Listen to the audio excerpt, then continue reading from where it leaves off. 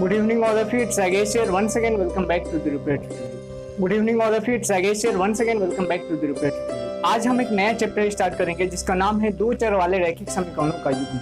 आज हम इसको स्टार्ट करेंगे। इसके पहले हम लोगों ने दो चैप्टर खत्म कर चुका है फर्स्ट मैथ में और दो चैप्टर खत्म कर चुका है सेकंड मैथ में। तो आप इन सभी वीडियोस को आप नहीं देखें तो इन सबका प्लेलिस्ट में मैं प्लेलिस्ट का लिंक मैं वीडियो के इसी डिस्क्रिप्शन में दे दूंगा, तो आप लोग वहां से जाके देख लेंगे। अदरवाइज प्लेलिस्ट में जाकर भी वीडियोज को देख सकते हैं। यदि आप नए हैं चैनल पर तो पहली बात कि चैनल को सब्सक्राइब कर दे और बेल आइकन को हिट कर दे ताकि आपको रेगुलर वीडियोज को अपडेटेड मिलते रहें।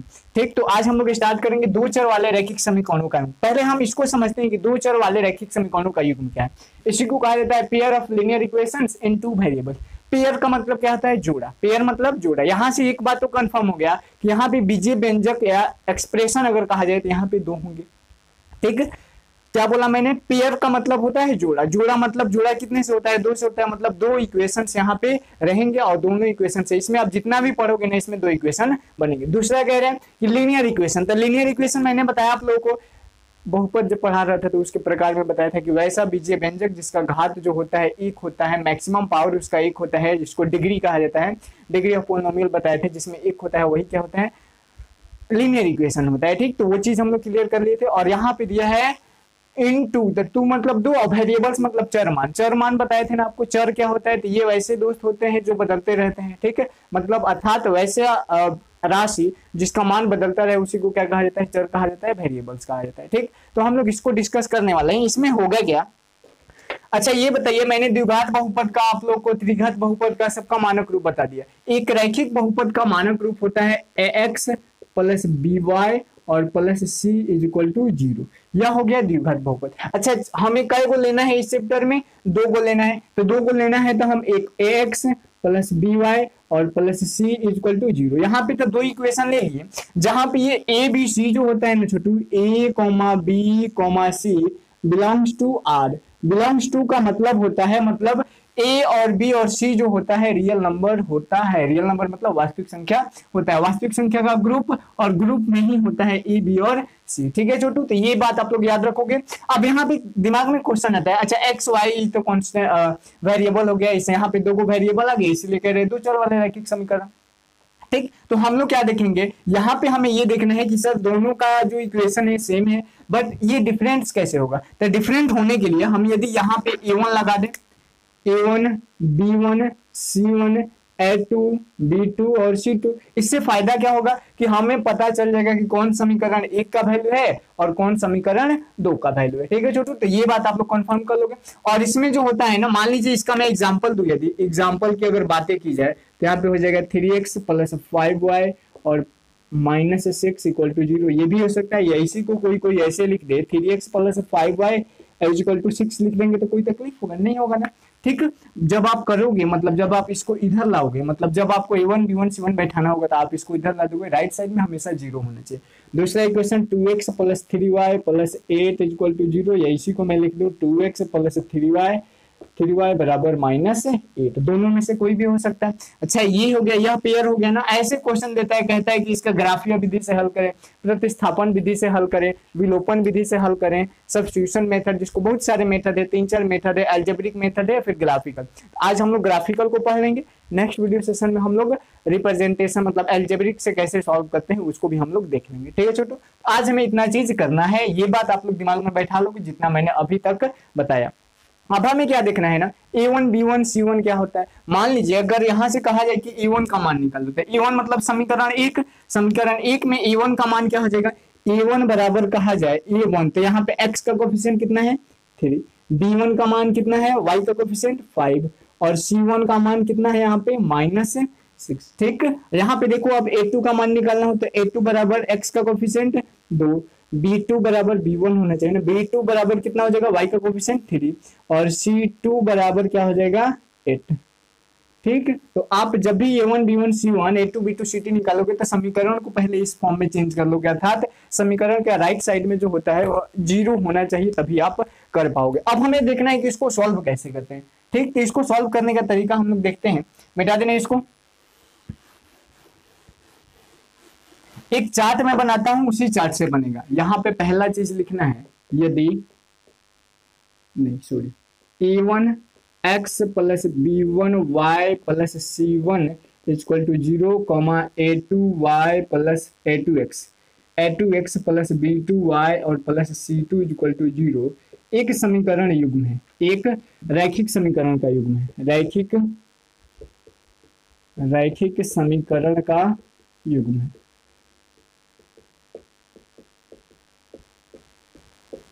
है, तो यहां से क्या हो जाएगा, तो इसमें बहुत सारे कंडीशन पैदा होंगे। जैसे पहला कंडीशन हो सकता है कि यहाँ पे आपका आ जाए a1/a2 not equal to b1/b2, a1/a2 not equal to b1/b2, मतलब a1 और a2 का मान b1 और b2 के मान के बराबर नहीं है। दूसरा कंडीशन आ सकता है कि a1/a2 बराबर हो b1/b2 के, और ये भी बराबर हो किसके, b2 के, और ये भी बराबर हो c1/c2 के। और थर्ड कंडीशन आ सकता है कि a1/a2 तो बराबर हो b1/b2 के, बट ये जो है बराबर नहीं हो c1/c2 के। इस कंडीशन में क्या होता है, देखो छोटू, यहां से हम करते हैं। अब इसके हल जब कहा जाए ना कि हल इसके कितने होंगे, तो हल की अगर बातें करें, यहाँ पे क्या करते हैं हम, यहाँ पे लिख देते हैं कंडीशंस, मतलब यहाँ पे शर्त हो जाएगा, कौन कौन सा शर्त है, ठीक है। यहाँ पे इसका हल हो जाएगा, और यहाँ पे इसका ग्राफ कैसा बनेगा, और यहाँ पे यह संगत होगा कि असंगत होगा, संगत होगा या असंगत, ठीक है। अब देख लो आप, अब इसी को हमें करना है, देखते हैं। पहला जब होगा a1/a2 बराबर नहीं होगा b1/b2 के, तो इसका जो होगा अद्वितीय हल होगा। कितना हल होगा, अद्वितीय हल, मतलब इसका अद्वितीय मतलब मतलब नहीं, द्वितीय मतलब दो को हल नहीं होगा, तो केवल एक हल होगा, और वह हल भी क्या होगा, इसका यूनिक हल होगा, अद्वितीय हल हो जाता है, ठीक है। और अद्वितीय हल होने की वजह से इसका ग्राफ जो होता है, ग्राफिकल, अच्छा एक बात तो मैं बताया नहीं आपको, द्विघात समीकरण, रैखिक समीकरण का पिछले एक्सरसाइज में बताया होगा पॉलिनोमियल्स में कि रैखिक बहुपद का जो ग्राफ बनता है ना, वो हमेशा एक सरल रेखा में बनता है, इसलिए इसको रैखिक बहुपद कहा जाता था।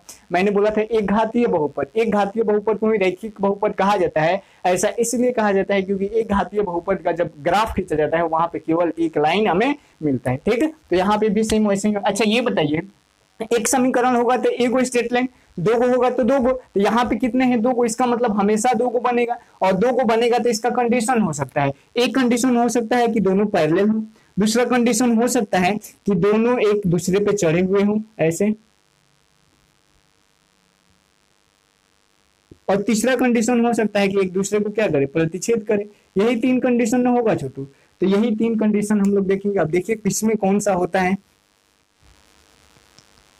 ठीक। तो यहाँ पे जो इसका ग्राफ बनता है ना, वह ग्राफ जो होता है प्रतिच्छेदी हो जाता है। क्या हो जाता है छोटू, प्रतिच्छेदी हो जाता है। प्रतिच्छेदी कहने का मतलब ये हुआ कि इसके ग्राफ जो होंगे, स्ट्रेट लाइन बनाएंगे तो दोनों रेखाएं एक दूसरे को कहीं ना कहीं कंट्राडिक्ट करेगा, कट करेगा, ठीक है। तो ये हो गया। अब इसका संगत होगा कि असंगत होगा, संगत कब होगा, जब इसका मान निकलेगा, इसका मान निकल रहा है ना, मान निकल रहा है, तो यह क्या हो जाएगा, संगत हो जाएगा। और संगत को इंग्लिश में कंसिस्टेंट कहा जाता है, कंसिस्टेंट,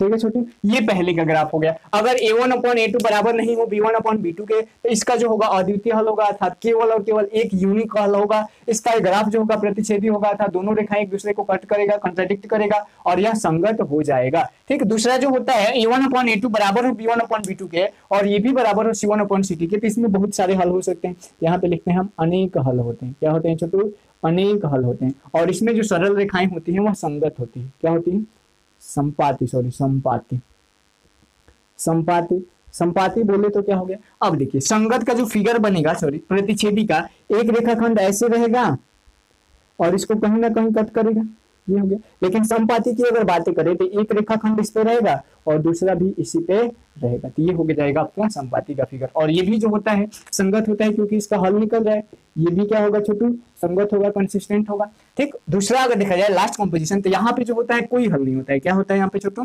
कोई हल नहीं होगा, कोई हल नहीं होगा। जब कोई हल नहीं होगा तो इसके जो ग्राफ होंगे ना, वे कभी एक दूसरे को कट करेंगे ही नहीं, एक दूसरे को कट नहीं करेंगे, तो यह क्या हो रहा है, देखने में समांतर, तो इसका जो होगा वह क्या हो जाता है, समांतर हो जाता है। इसका ग्राफ अगर खींचेंगे तो यह पैरेलल आएगा। और जब यह संगत नहीं होगा, सॉरी संपाती नहीं, इसका कोई मान नहीं निकलेगा, तो कोई मान नहीं निकलेगा तो क्या हो जाएगा, असंगत हो जाएगा, असंगत। तो इसी मेथड को आप याद रखोगे, इस चार्ट को दिमाग में आप अच्छे से बैठा लोगे और इसको नोटबुक में ऐसे ही उतार लेना है। बिल्कुल कहीं से भी कोई दिक्कत हो तो आप कमेंट जरूर करोगे। पहला कंडीशन दिमाग में रहना चाहिए, दूसरा और तीसरा ये दोनों संगत होता है, कंसिस्टेंट होता है कौन, जब हल निकलेगा। सिंपल सा दिमाग में रखो कि जब हल निकलेगा तो वह संगत होगा, कंसिस्टेंट होगा। लेकिन जब हल नहीं निकलेगा, और हल कब नहीं निकलेगा, A1/A2 बराबर हो B1/B2 के और बराबर नहीं हो C1/C2 के, तब वहां पे हल नहीं निकलता है। मतलब जब कोई हल नहीं निकलता है तो बहुपद का जो आरेख होता है ना, आरेख कह रहे हैं, संगत और असंगत का युग्म होता है, वो क्या हो जाता है, यहाँ पे क्या हो रहा है, रेखाओं का हो रहा है। तो ग्राफीय रेखाएं अगर कहा जाए तो प्रतिच्छेदी एक दूसरे को कंट्राडिक्ट कब करती है, तो जब A1/A2 बराबर नहीं हो B1/B2 के। दोनों समानांतर कब होती है, तो जब A1/A2 बराबर हो B1/B2 के और ये बराबर नहीं हो C1/C2 को, जो यहाँ पे हम लोगों ने दर्शाया। तो इस ग्राफ को आप अच्छे से दिमाग में बैठा लोगे, इसका आप एक अच्छा सा स्क्रीनशॉट ले लो, फिर हम लोग आगे बढ़ते हैं। ठीक, कोई भी दिक्कत हो तो आप कमेंट जरूर करोगे वीडियो में। इसको हम लोग देख लिए। अब हम आते हैं एक्सरसाइज पे। ठीक, एक्सरसाइज हमें देखना है, एक्सरसाइज निकाल लेते हैं हम लोग। कौन सा, एक्सरसाइज 3.1 को हमें सॉल्व करना है। एक्सरसाइज 3.1 में कुछ चीजें आपको दिमाग में खटकेगा, क्या, इसको मिटा देना। हमें देखना है एक्सरसाइज 1.1 को 3.1 को कैसे सॉल्व करेंगे। तो इसमें जो होता है ना, जो वैल्यू आपको पहले तो वर्ड प्रॉब्लम दिया है, वर्ड प्रॉब्लम को कैसे सॉल्व करना है ये आपको 8वीं 7वीं में पढ़ेंगे। बट मैं यहाँ पे मान के चल रहा हूँ कि आपको कुछ नहीं आता है। ठीक, तो सबको एकदम लेवल से बताऊंगा। एक्सरसाइज 3.1 का पहला क्वेश्चन आप पढ़िए, और इसमें एक ही बात याद रखना है कि दो वैल्यू दिया होगा और दो चर मान आपको मानना होगा, एक एक्स और एक वाई, और दोनों चर मान को मिलाकर के कुछ ना कुछ हमें मिलेगा। चलिए देखिए पढ़ते हैं। कह रहा है कि सुधा अपने सखियों के साथ बाजार गई। सुधा कोई लड़की है जो अपने सखी के साथ, फ्रेंड के साथ बाजार गई और वो गोलगप्पा और दही बड़ा खाना चाहती है। और आगे पढ़िए, उनके द्वारा ली गई गोलगप्पों की प्लेटों की संख्या दही बड़ा की प्लेटों की संख्या की आधी है। तो यहाँ पे दो गो नंबर है, एक गोलगप्पा की प्लेट की संख्या और दूसरा दही बड़ा की प्लेट की संख्या। तो यहाँ पे आप मान लोगे, क्या मानेंगे, माना कि गोलगप्पे की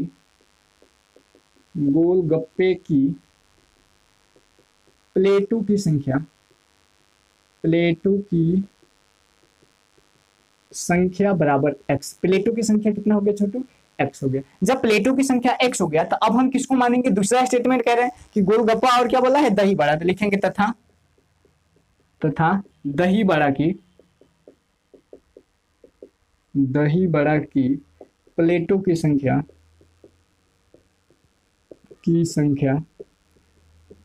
बराबर दिया है क्या छोटू, y। अब प्रश्न पढ़िए, आप प्रश्न पढ़ेंगे ना तो ज्यादा चीज समझेगा। यहाँ पे लिखेंगे प्रश्न से, मानने में ही ज्यादा प्रॉब्लम है। यदि आपको मानने आ गया ना तो आप बना लोगे। अब मानोगे कैसे, तो देखेंगे कि कौन सा वैल्यू हमें अननोन दिया है। यहाँ पे देखिए, दही बड़ा की प्लेट की संख्या बोला है कि गोलगप्पा की प्लेट की संख्या दही बड़ा की प्लेट की संख्या का आधी है।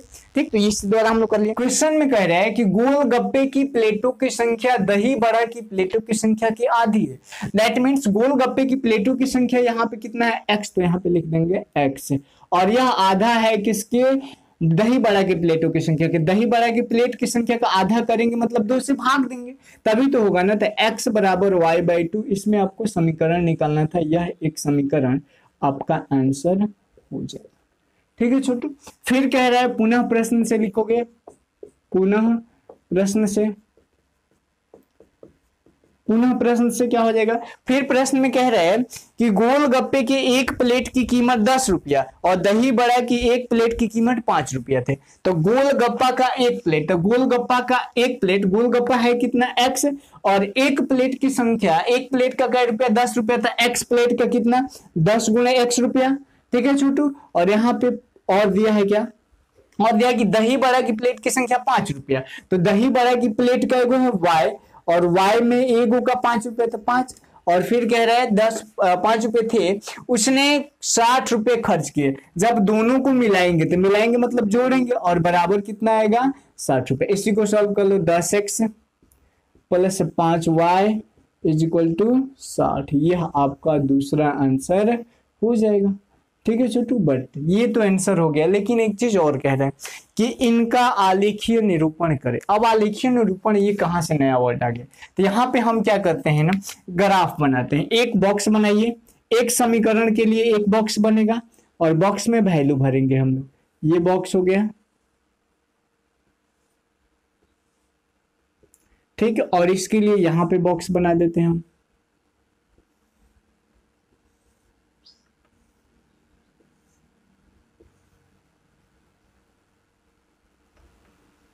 ऊपर वाले में x, यहाँ पे y, यहाँ भी x, यहाँ पे y।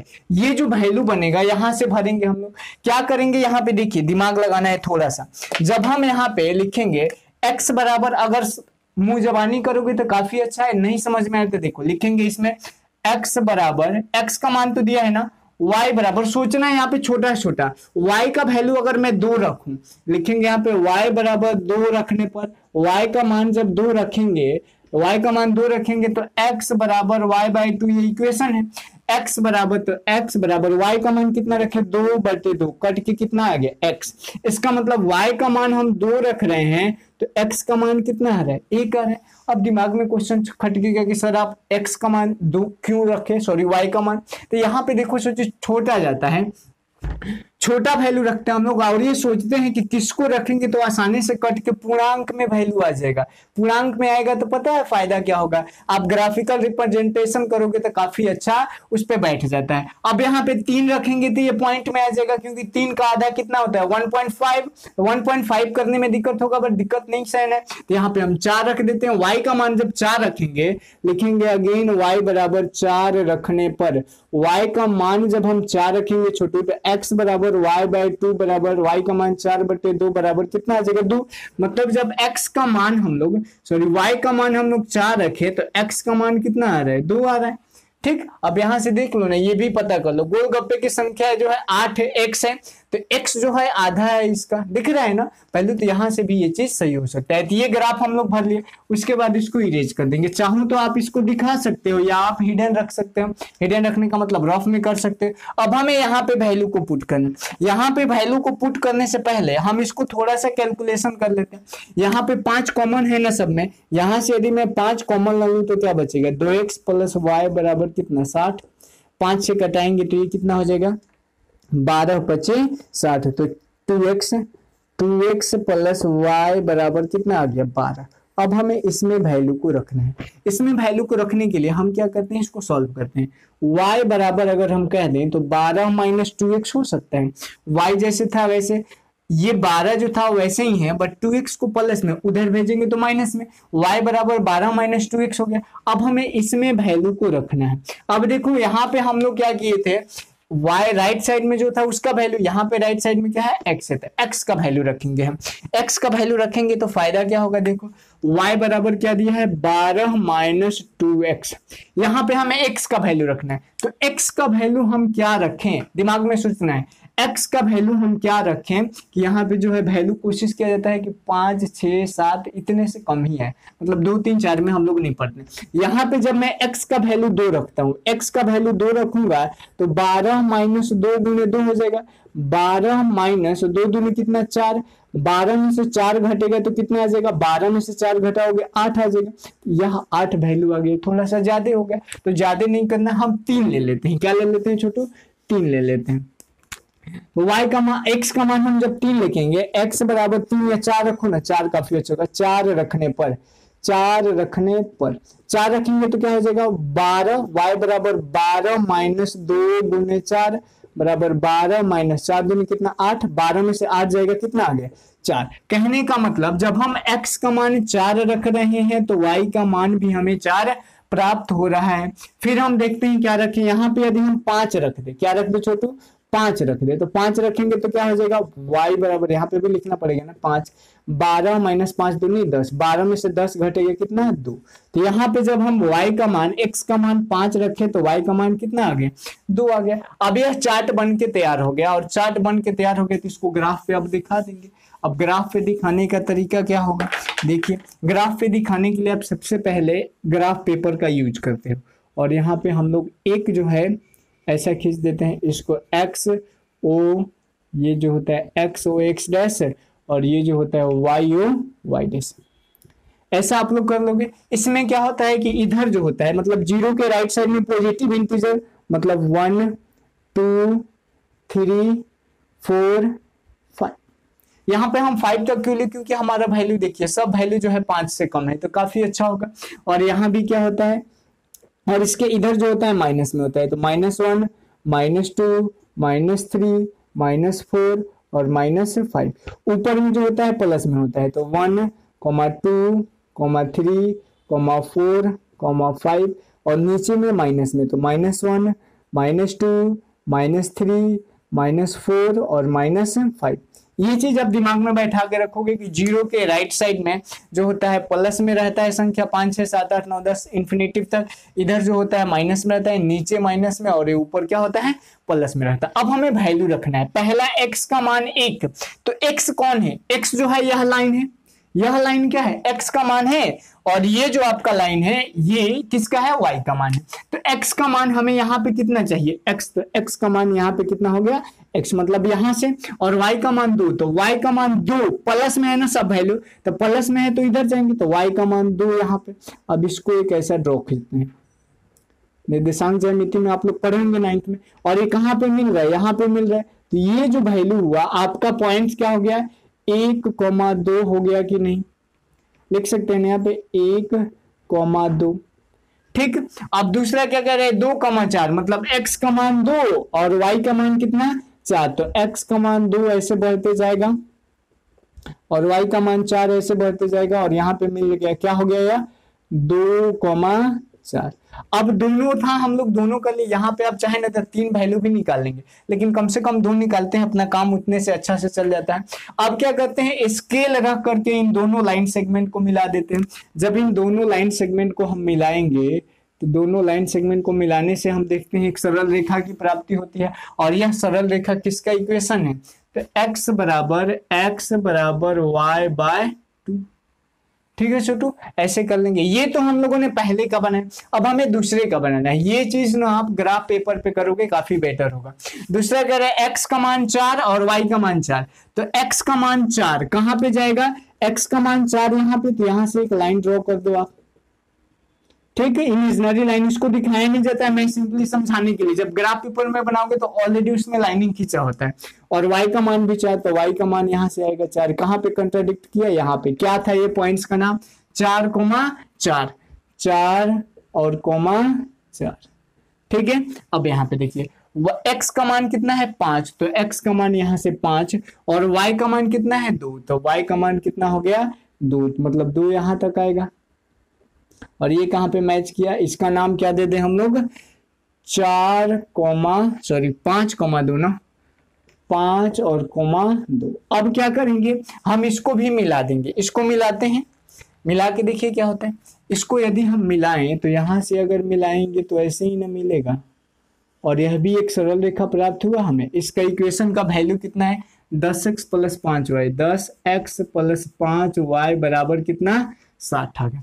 दोनों हो गया। यह जो होगा आपका पहले का आंसर हो गया। तो ऐसे ही आप लोग बना लोगे। काफी अच्छे तरीके से बताया मैंने। देखो पहले क्या करना है, पहले तो सबसे बड़ा काम है इक्वेशन तैयार करना। यदि इक्वेशन आ जाता है तो यह आप तो आसानी से बना लो। अब यहाँ पे उस फॉर्मूला को जो चार्ट बताया था मैं, आप चेक भी कर सकते हो। उस चार्ट में क्या होता है, पहले तो इसको x1 और x2 में चेंज कर लो। x में 2 से गुणा करेंगे तो 2x और बराबर y, तो 2x - y बराबर 0। इसी को कर सकते हैं हम। ठीक है, अब यहाँ पे a1 का मान कितना है? a1 का मान 2, तो a1 का मान 2। a2 का मान कितना है? 10, तो a2 का मान 10। ठीक है, यहाँ पे a2 का मान, फिर बराबर इसको कटा दो। कटाएंगे तो कितना हो जाएगा? 1/5। फिर क्या होता है? b1/b2। b1 का मान कितना है? 1/में। b2 का मान कितना है? b2 का मान 5 है। 1/5, और ये कोई वैल्यू माइनस में है ना, यहाँ पे माइनस में वैल्यू है, तो यह आ गया -1/5। तो यहाँ पे ये दोनों वैल्यू बराबर आया, a1/a2, a1/a2, और बराबर नहीं है b1/b2 के। नहीं है ना छोटू बराबर। ये प्लस में ये माइनस में, तो कैसे बराबर हो सकता है? जब ये वैल्यू आपस में बराबर नहीं है तो क्या क्या मैंने लिखवाया था? पहला चीज लिखवाया था कि इनका जो ग्राफ होगा, रेखाएं जो होंगे प्रतिच्छेद करें, देखो एक दूसरे को कट कर रही। ठीक, इनका हल जो होगा संगत होगा, है। तो ये बता दिए थे ना आप लोगों को। अब देखिए, अब हम आते हैं क्वेश्चन नंबर 2 की तरफ। 2, 3, 4, 5 ऐसे ही है, बस अब 1, 2 बना देते हैं। देख लीजिए, मिटा दें इसको, स्क्रीनशॉट ले लीजिए आप। अब आना है हमें क्वेश्चन नंबर 2 पे। ये चीज आप लोग 9th में भी सीखे होंगे। यदि 9th में आपको याद हो, आप लोग पढ़े होंगे वहां पे x का मान रख के बनाने पे। चलिए, अब आना है हमें क्वेश्चन नंबर 2 को। 2 नंबर क्वेश्चन पढ़िए क्या कह रहा है। 2 नंबर क्वेश्चन कह रहा है कि रोमिला एक स्टेशनरी की दुकान में गई, 2 पेंसिल और 3 रबर 9 रुपए में खरीदी। 2 को पेंसिल और 3 को रबर। तो यहाँ पे आप मान लो, माना कि माना कि पेंसिल बराबर एक्स, पेंसिल बराबर एक्स और तथा रबड़ बराबर वाई, तथा रबड़ बराबर वाई। और यहाँ पे क्या मान रहे हैं हम, उनका मूल्य मान रहे हैं, क्योंकि मूल्य पूरा तो दिया नहीं। यहाँ पे ये भी लिख सकते हैं माना कि एक पेंसिल का मूल्य, लिखिए ज्यादा बेटर होगा। एक पेंसिल का मूल्य,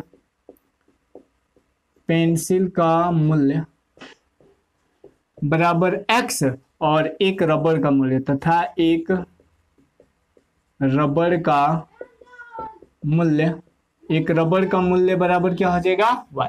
एक्स और वाई मान लिया। अब यहां से आप प्रश्न पढ़ोगे, क्या पढ़ेंगे, प्रश्न से। प्रश्न में कह रहा है छोटू, क्या कह रहा है प्रश्न में कि यदि दुकान गई 2 पेंसिल और 3 रबड़ 9 रुपए में खरीदी, तो 2 गो पेंसिल था, एक गो पेंसिल का मूल्य ₹1, तो 2 गो पेंसिल का मूल्य 2x और प्लस 3 गो रबड़, मतलब 3 गो रबड़ का मूल्य, एक गो रबड़ का मूल्य y, तो 3 गो का 3y, और बराबर कितना रुपया दे रही है, 9 रुपया दे रही है। आपका पहला इक्वेशन हो गया। कुछ है इसमें, यह आपका एक आंसर दिया होगा। ठीक है, दूसरा क्या कह रहे हैं, दूसरा कह रहे हैं तथा सोनाली ने रमीला के साथ नई प्रकार की पेंसिल और रबर देखा और उसने उसी तरह के 4 पेंसिल और 6 रबर को खरीदा। अब 4 तरह के मतलब 4 क्या कह रहे हैं, उसी तरह 4 रबर, 4 पेंसिल और 6 रबर, तो एक पेंसिल का मूल्य x रुपया लिखेंगे यहाँ पे। पुनः प्रश्न से, पुनः प्रश्न से जब करेंगे तो क्या हो जाएगा, कह रहे हैं कि 4 पेंसिल, तो एक पेंसिल का x रुपया, तो 4 पेंसिल का 4x प्लस 2 रबर, 2 कह रहे हैं 6 रबर ना, 6 रबर, तो एक पेंसिल, एक रबर का मूल्य y रुपया, तो 6 गो रबर का मूल्य 6y, और बराबर यहाँ पे क्या हो जाएगा, और कितने रुपए दे रहे हैं, 18 रुपए दे रहे थे, यहाँ पे हो जाएगा 18। यह आपका दूसरा इक्वेशन हो गया और यही आपका आंसर हो जाएगा। 2 इक्वेशन हो गया। आप इसमें ग्राफ कैसे बनाओगे, तो वैसे ही वैल्यू ज्ञात करेंगे, यहाँ पे बॉक्स बनाएंगे x और y का वैल्यू, और यहाँ पे भी बॉक्स बनेगा x बटे y, और यहाँ पे आप लोग इसमें वैल्यू पुट करके बना लोगे। ठीक, तो बन जाएगा। मेन काम है इक्वेशन बनाना, इक्वेशन बन गया तो आपका 50% क्वेश्चन बन जाता है। अब आते हैं हम क्वेश्चन नंबर 3 की तरफ। 3 नंबर क्वेश्चन कह रहा है पिता की उम्र अपने पुत्र की उम्र के दोगुने से 30 वर्ष अधिक है। 3 नंबर क्वेश्चन, ऐसा क्वेश्चन तो बहुत पूछता है कभी कभी। ठीक है, कह रहे हैं कि पिता की उम्र अपने पुत्र की उम्र के दोगुने से, तो यहाँ पे किसका उम्र हमें पहले मानना होगा। कह रहे हैं पिता की उम्र पुत्र की उम्र से दोगुने से है ना, दोगुने से 30 वर्ष अधिक है। यदि हम पुत्र की उम्र मान ले तो पिता का उम्र निकल जाएगा, तो लिखेंगे यहाँ पे माना कि पुत्र की उम्र, माना कि पुत्र की उम्र, यहाँ पे हर से क्या रहेगा, माना कि पुत्र की उम्र, पुत्र की उम्र बराबर x वर्ष। जब पुत्र की उम्र x हो जाएगा तो पिता की भी मान लें, पिता की उम्र, पिता की उम्र, और 2 वेरिएबल का क्वेश्चन है तो यहाँ पे क्या हो जाएगा, y या x वर्ष हो गया या y वर्ष हो गया, और प्रश्न पढ़ोगे ज्यादा चीज क्लियर हो जाएगा। लिखेंगे यहाँ पे प्रश्न से।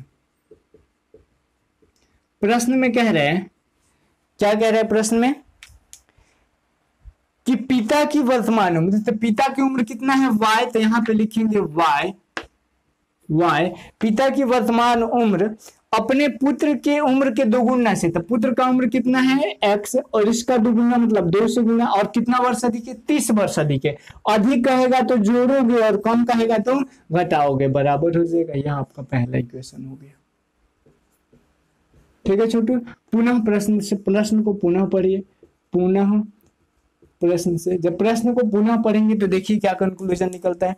कह रहे कि 10 वर्षों के बाद पिता की उम्र पुत्र की उम्र की 3 गुनी हो जाती है। अच्छा 10 वर्ष बाद, तो अभी कितना है x, यह हो गया आपका पिता का उम्र, यह हो गया आपका पुत्र का उम्र 10 वर्ष बाद। तो अच्छा ये बताइए खाली पिते बढ़ेंगे 10 वर्ष कि पुत्र भी बढ़ेगा, दोनों बढ़ेंगे, तो दोनों की तरफ हम 10 लगा देंगे, x प्लस 10 x प्लस 10, क्योंकि दोनों बढ़ेंगे। ठीक, 10 वर्ष बाद, 10 वर्ष बाद कह रहे हैं कि 10 वर्षों के बाद पिता का उम्र, पिता का उम्र मतलब y, पुत्र की उम्र का 3 गुना हो जाता है, मतलब इसके उम्र का 3 गुना हो जा रहा है कौन, ये उम्र। तो अब इसको गुना कर लो, y प्लस 10 बराबर 3x और माइनस प्लस 10 30, y 3x को इधर बुला देते हैं, 3x और माइनस y को उधर ही रहने दीजिए ना, y बराबर 3x प्लस 30, और ये प्लस 10 उधर जाएगा तो माइनस 10, तो y बराबर क्या आ गया 3x और प्लस 20। यह आपका दूसरा इक्वेशन हो गया, दोनों का आंसर हो जाएगा। आप ग्राफ मेथड से इसको भी हल कर लोगे, ऐसे ही एक्स वाई का वैल्यू निकालोगे और ग्राफ खींच दोगे। ग्राफ हमेशा ग्राफ पेपर पे खींचोगे आप लोग, ग्राफ का एक पेपर खरीद लोगे, कॉपी आता है ना ग्राफ पेपर, तो उस पर आप लोग बनाओगे, काफी अच्छा बनेगा। ठीक है, क्वेश्चन नंबर 3 हो गया। क्वेश्चन नंबर 4 कह रहे हैं कि ट्रेन ए के पहिए का पथ का समीकरण इतना है, बी के पहिए का पथ का समीकरण, इसका ज्यामितीय निरूपण करें। कोई नहीं, इक्वेशन हम यहाँ पे बना रहे थे और वहां पे इक्वेशन दे दिया, तो इक्वेशन दे दिया है तो आधा काम कर दिया। अब उसमें क्या करना है, बस वैल्यू पुट करके और ग्राफ बना देना, बन जाएगा। क्वेश्चन नंबर 4 देखिए, राजमार्ग 1 और राजमार्ग 2 के पथों का समीकरण इतना और इतना दिया गया, तो समीकरणों के ज्यामिति। सेम क्वेश्चन नंबर 4 वैसे 5 है, यहाँ भी समीकरण दिया है, उसका ग्राफिकल रिप्रेजेंटेशन करना है। क्वेश्चन नंबर 6 देखिए, थोड़ा सा लग रहा है, कह रहे हैं कि एक व्यक्ति ए बिंदुओं 0.3 और 1.3 को मिलाने वाली राह पे दूसरा व्यक्ति, तो इसका ज्यामितीय निरूपण। तो इसमें कुछ नहीं करना है, ग्राफ खींच दो। क्या खींचेंगे हम, ग्राफ खींच देंगे। 6 नंबर में बता देता हूं थोड़ा सा, क्वेश्चन नंबर 6 नंबर में बस आपको ग्राफ खींच दोगे ना, आंसर आ जाएगा। क्या क्या कह रहा है, कह रहा है कि एक व्यक्ति ए 0,3, पहला पॉइंट्स कह रहा है ए कोई व्यक्ति है और पहले का कह रहा है 0,3 प्लस 1,3 इसको मिलाने वाला एक रेखाखंड। और फिर कह रहे हैं हाँ दूसरा व्यक्ति बी, तो दूसरा व्यक्ति बी क्या कह रहा है, बी कह रहा है 0,4 और 1,5, 0,4 और 1,5। मतलब ए व्यक्ति इस पॉइंट से बना हुआ रेखा पे टहल रहा है, बी व्यक्ति इस पॉइंट से रेखा हुआ पे टहल रहा है। तो यहाँ पे आपके ग्राफिकल रिप्रेजेंटेशन करना है, तो आप क्या करोगे, ग्राफ बना दोगे। ग्राफ कैसे बनाएंगे, यहाँ पे देखो वैल्यू सब कितना है, 5 से छोटा है, मतलब एक चीज तो कंफर्म हो गया कि 5 से छोटा हमें लेना है, सीधा भी लेना है, ये भी कंफर्म है। क्या करना है, 5 से लेना है। ठीक है छोटू, ये देखो आप चाहो ना तो आप यहां से भी ले सकते हो, क्योंकि हमें वैल्यू तो सब किस में चाहिए, प्लस में भी चाहिए, तो यहां से भी आप लोगे तो कोई दिक्कत नहीं, यहां से ले लेते हैं। इतना है, कितना वैल्यू चाहिए हमें, 5, 1 2 3 4 5, 1 2 3 4, इसको थोड़ा सा बढ़ा लेते हैं और ये 5 लिख देते हैं, 1 2 3 4 5, और इधर भी 1 2 3 4 5। ये x, ये o और ये क्या y, दैट मीन्स ये x का मान और ये y का मान। यदि आपको कोई भी समीकरण दिया हो छोटू, मान लीजिए a का मान दिया हो x, y, तो यहाँ पे जो वैल्यू होता है, मान लीजिए हम इसी को ले ली 0,3 और यहाँ पे ये दिया, मतलब x का मान 0 होता है, y का मान 3 होता है। मतलब किसी भी यदि कोऑर्डिनेट दिया हो, उसका पहला मान x का होता है, दूसरा मान y का होता है। ये बात आप याद रखोगे, 9th में पढ़े भी होगे, उसी को हमें देखना है। अब देखो यहाँ से क्या करेंगे, a का मान 0,3, तो x का मान कितना होगा 0, तो 0 यही होगा ना, और y का मान 3, तो y का मान 3, मतलब ये पॉइंट कहाँ पे आएगा, यहाँ पे आएगा ना छोटू। दूसरा कह रहा है 1,3, तो x का मान 1 और y का मान कितना 3, मतलब यहाँ से यदि हम इसको एक इमेजिनरी लाइन ड्रॉ करें तो 1,3 यहाँ पे आ जाएगा। अब इसको रिमूव कर देते हैं क्योंकि हम तो समझने के लिए, तो यह एक रेखाखंड बन गया क्या, ऐसे, और इसका नाम क्या है, a, ये पॉइंट है आपका a, ये आदमी a है, और यहाँ पे इस पॉइंट का नाम क्या था, 1,3 और ये क्या था 0,3। हो गया, पहला लाइन ड्रॉ हो गया। दूसरा कह रहा है कि 0,4, मतलब x का मान 0 और y का मान 4, मतलब पॉइंट्स कहाँ पे आएगा, तो यहाँ पे 0,4 लिख दो। उसके बाद कह रहा है 1,5, x का मान 1 और y का मान कितना हो जाएगा 5, y का मान यहाँ पे आएगा ना, y का मान, x का मान 1 और y का मान 5, तो यहाँ से आएंगे यहाँ तक, ये हो गया 1,5। अब इसी को मिला देंगे, यहाँ से जब इसको मिलाएंगे तो ऐसा बनेगा, और यह किसका ग्राफ है, बी वाले का है, और यही आपका आंसर हो जाएगा। ये सही तो कह रहा है आपको बनाने को। क्वेश्चन नंबर 5 हो गया, 6 हो गया। क्वेश्चन नंबर 7 नंबर क्वेश्चन देखिए कैसे बनेगा। टाइप 2 में आते हैं हम लोग। 7 नंबर क्वेश्चन को देखा जाए, मिटा दूं इसको, आप ऐसे ही बनाओगे इसको, ठीक है।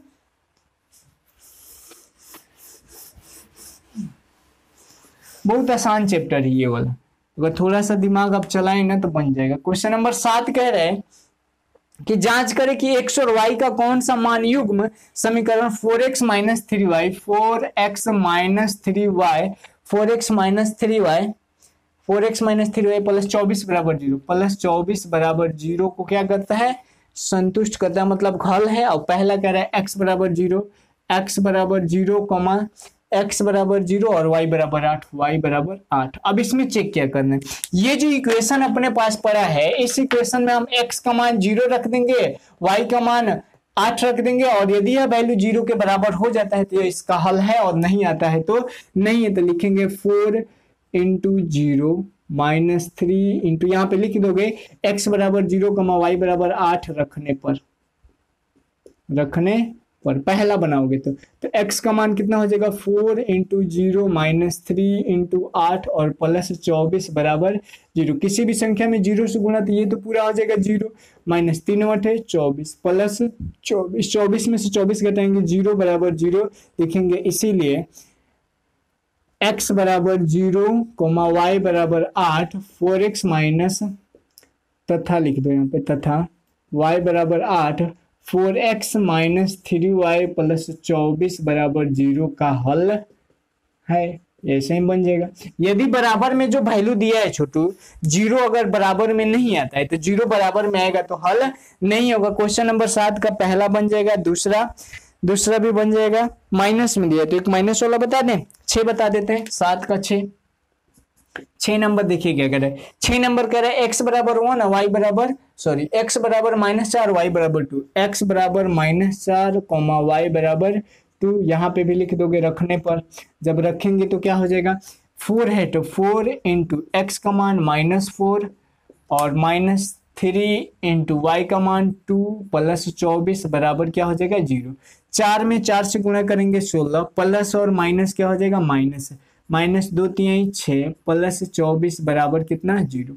16 और 24 आपस में 16 और 6 आपस में जोड़ेंगे तो 16 4 20, 16 और 4 20 और 2 कितना आ गया 22, मतलब -22 और प्लस 24 बराबर 0 पॉसिबल है।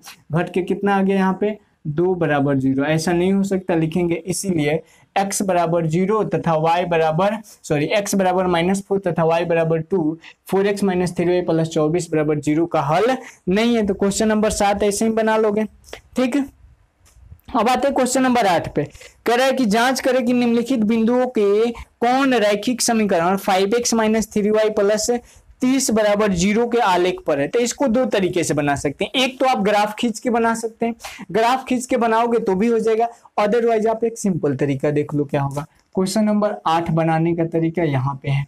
8 नंबर क्वेश्चन कैसे बनेगा, 8 नंबर क्वेश्चन का क्या दिया है, समीकरण दिया है 5x minus 3y, 5x minus 3y, 5x minus 3y plus 30 बराबर 0, प्लस 30 बराबर 0, यह समीकरण दे दिया। और पहला क्या दिया है, पहला दिया है -6,0, a का मान दिया है -6 और -0। तो अभी बताए थे जब ग्राफ पढ़ा रहे थे तो a जो होता है मतलब पहला जो होता है x का मान, दूसरा जो होता है y का मान।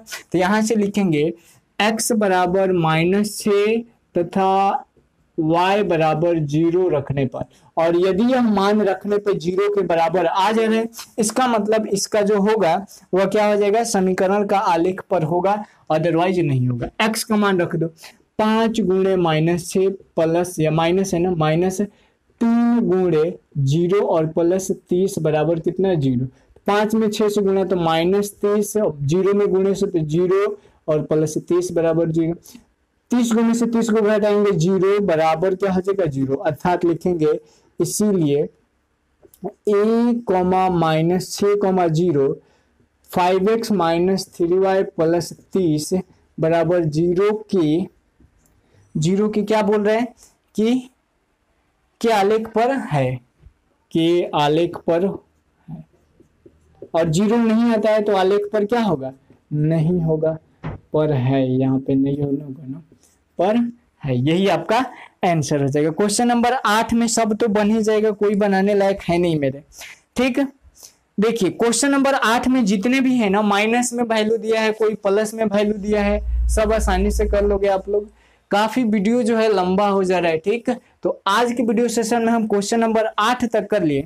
नेक्स्ट वीडियो सेशन में हम क्वेश्चन नंबर 9 से करेंगे, और कल हम एक्सरसाइज को खत्म भी करके और नेक्स्ट एक्सरसाइज का थ्योरी भी हम लोग को लेना जरूरी था। आज के वीडियो सेशन के लिए इतना रहने देते हैं। यदि वीडियो आपको अच्छा लगा हो तो लाइक करके उत्साह जरूर बढ़ाएं और साथ ही साथ दोस्तों के बीच शेयर भी करें, क्योंकि हमारी फैमिली काफ़ी लंबी होनी चाहिए, क्योंकि पढ़ने वाले बच्चों के साथ हमें जुड़ना है, कनेक्ट रहना है, तभी हम अपने ज्ञान को ज़्यादा से ज़्यादा लोगों के बीच शेयर कर सकते हैं। ठीक, तो हम लोग जो है आज के वीडियो सेशन के लिए इतना रहने देते हैं। जल्दी मिलते हैं नेक्स्ट वीडियो सेशन में, तब तक के लिए bye bye, take care, also good night all of you, have a sweet dream.